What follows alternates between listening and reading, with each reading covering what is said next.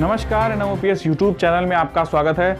आज हम आपको बताएंगे कि एनएमओपीएस ने आगामी रणनीति की घोषणा कर दी है। आगामी जो इसका आंदोलन होने वाला है, एनएमओपीएस के बैनर तले खुली घोषणा हो चुकी है। आर या पार की लड़ाई लड़ेंगे एनएमओपीएस के सभी जितने भी संगठन हैं, जितने भी सहयोगी राज्य हैं, सभी ने घोषणा किया है। एनएमओपीएस 1 जनवरी 2019 को, जो कि नया साल रहता है, 1 जनवरी को अपना नया साल नहीं मनाएगा। आपको बताते चलें कि 1 जनवरी 2004 को केंद्र सरकार ने पुरानी पेंशन खत्म करके एनपीएस या सीपीएस को लागू कर दिया था। उसी के विरोध में एनएमओपीएस ने घोषणा की है कि हम 1 जनवरी को अपना नया साल नहीं मनाएंगे। 2019 का पहले दिन से ही आंदोलन की घोषणा। एनएमओपीएस पर लोगों को भरोसा है। आगामी रणनीति जो थी एनएमओपीएस की, वो बहुत कुछ निर्धारित करने वाली थी। उसी पे लोग इंतजार कर रहे थे कि 26 नवंबर के बाद क्या हुआ।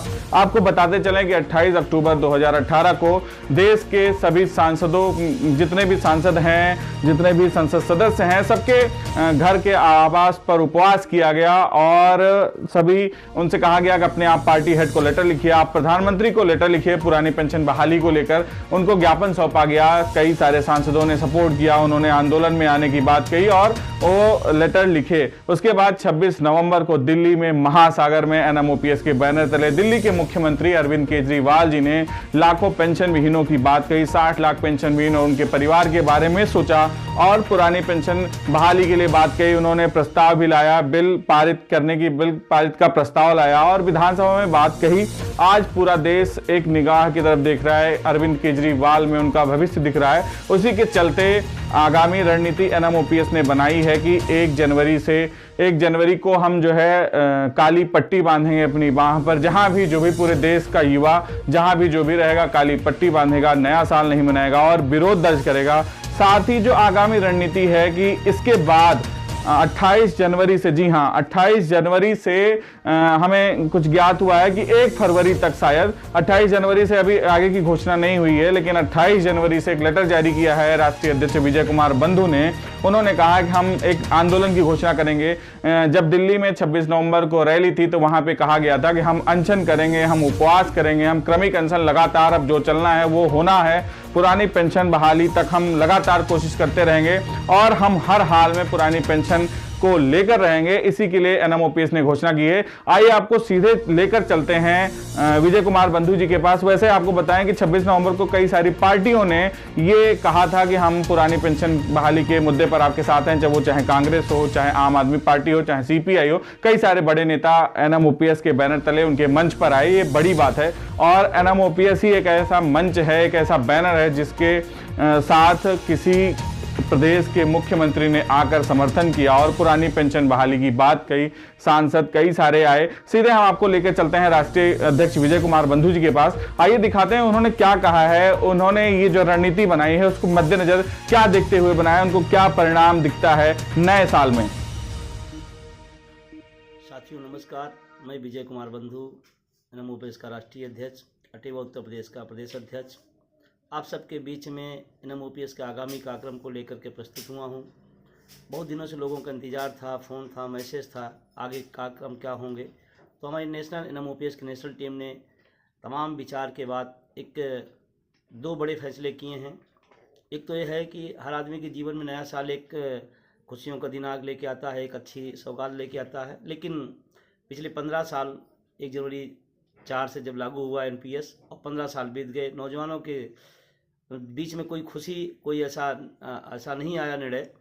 तो उस दिन 60 लाख नौजवान इस देश का पेंशन विहीन वो इस नए साल को नहीं मनाएगा और प्रतीक स्वरूप, विरोध के प्रतीक स्वरूप हम बाह में काली पट्टी बांध करके, हम ऑफिस में हों, घर में हों, सफ़र में हों, हम इस बात का विरोध जताएंगे कि हमारे साथ अन्याय हुआ। हम समाज को भी बताएंगे, देश को भी बताएंगे, सरकार को भी बताएंगे। ये जताने का तरीका होता है।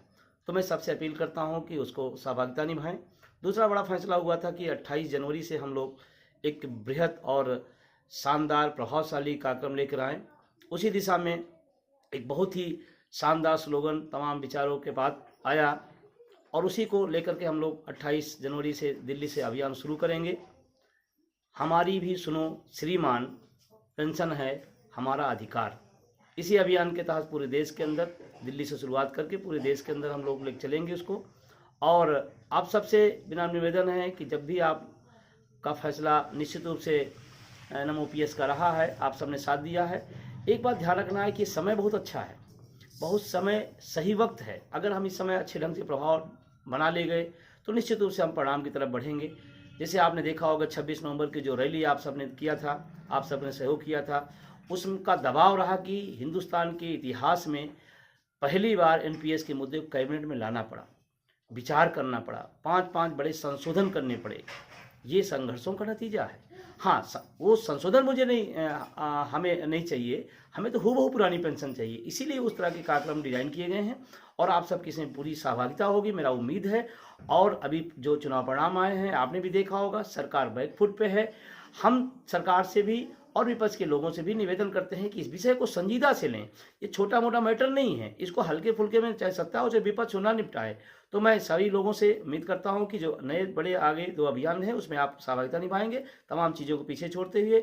अभी 28 दिसंबर से हरियाणा में एक रथ यात्रा शुरू होने जा रही है, उसमें भागीदारी निभाएं। 13 जनवरी को झारखंड में बहुत बड़ी रैली होने जा रही है, उसमें जो लोग साथी हैं सहभागिता करें।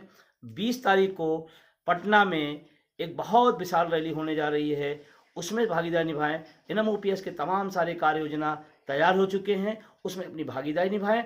घरों में सिर्फ बैठे मत रहें और सिर्फ क्वेश्चन ना करें, सवाल ना करें, समाधान की तरफ बढ़े। और समाधान यही है, NMOPS के झंडे तले सब लोग इकट्ठा होइए। आप सबको बहुत सारी मेरी शुभकामनाएं, इस उम्मीद के साथ कि आप इन सारे कार्यक्रमों में चढ़ बढ़ के हिस्सा लेंगे।